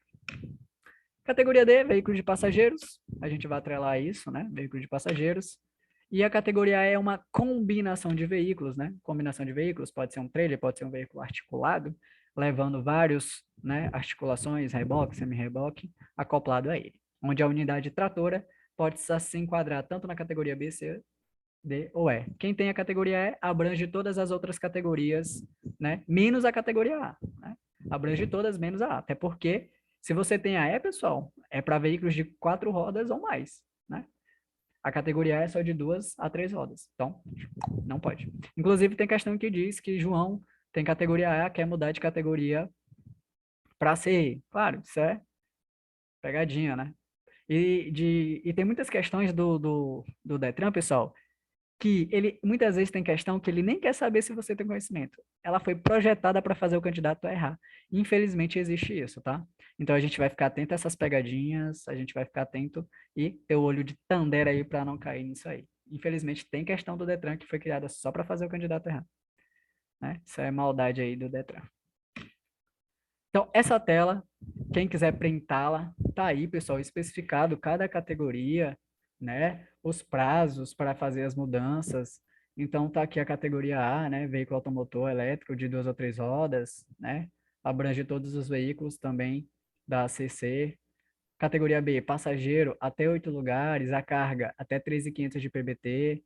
Pode ser uma combinação de veículos, só que não ultrapassando, claro, os 3.500 até 8 lugares. Ó, o motocasa aqui presente em todos, ó. O motocasa é a única exceção que pode exceder o peso bruto total já, né, estipulado.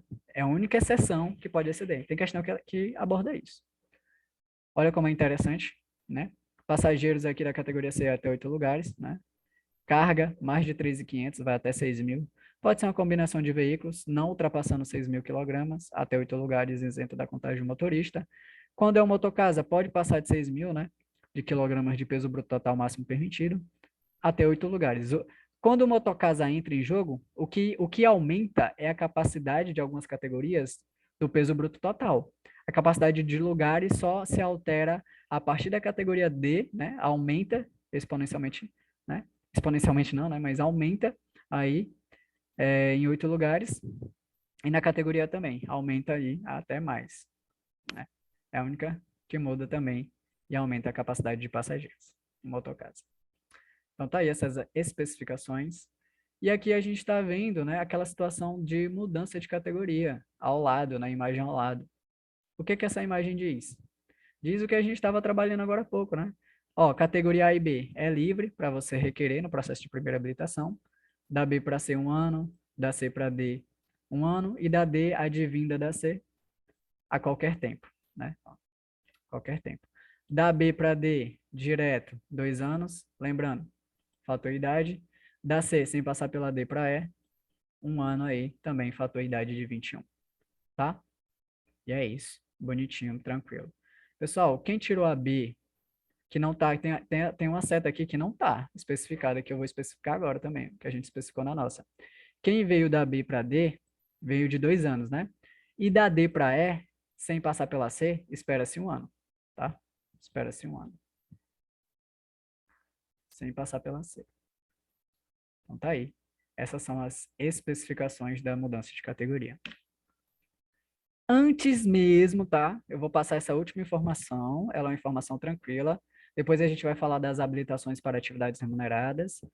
Antes mesmo aí de encerrar aqui, para a gente ir para o nosso simulado de hoje, eu vou trazer essas informações aqui, tá? A gente sabe que as provas práticas são realizadas nos veículos credenciados, né, e registrados ali da autoescola, né?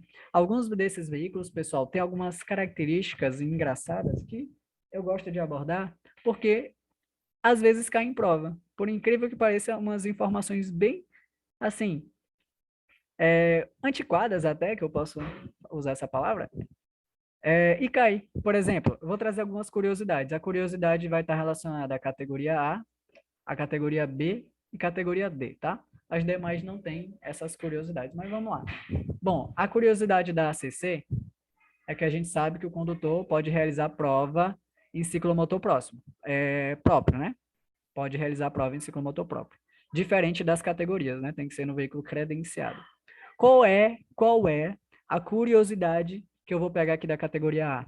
É porque tem questões que vai saber muitas vezes qual é a cilindrada da categoria A, até quando de cilindrada vai. Tem questões que vai dar assim, dizendo que é até 80, outras vai dar 120, aí o candidato já quer marcar 120. Mas perceba aqui, ó, o sinal de mais, ou seja, ela vai até mais de 120 cilindradas, tá? Veículos de categoria A abrange veículos de 2 ou 3 rodas com até mais de 120 cilindradas. Então, essa é a primeira curiosidade que a gente precisa saber, que por incrível que pareça, vai cair questões dessa natureza, né? Já vi cair. Qual é a... Túlio, Oi. na verdade, é a partir de 120? É Não. a partir de 120? Não, pode ter menos também, né? Só que ela ultrapassa 120, vai até mais de 120. Claro que tem abaixo dela também, mas quando ela perguntar, vai ser a questão sobre até o limite máximo, então até mais de 120. Ah, tá bom, obrigada. Qual é a curiosidade da categoria B que eu trouxe aqui? Pessoal, lembrando que os veículos, né, eles têm os comandos, né, os comandos ali que são utilizados pelos instrutores em caso de algum risco, pelos examinadores, né? São comandos de segurança ali para que a gente possa, né, em alguma eventualidade, o aluno não tem habilidade suficiente para desviar ou ficou nervoso, a gente usar os pedais de segurança. Só que a curiosidade que eu quero trazer mesmo, por incrível que pareça, é essa faixa lateral aqui do carro. Essa faixa lateralzinha, ó, que leva o nome autoescola, né? Autoescola. Por incrível que pareça, tem questões que vai perguntar qual é a largura em centímetros dessa faixa, ou seja, de uma ponta até a outra. Da categoria B, pessoal, será de 20 centímetros. 20 centímetros. A largura dessa faixa é de 20 centímetros.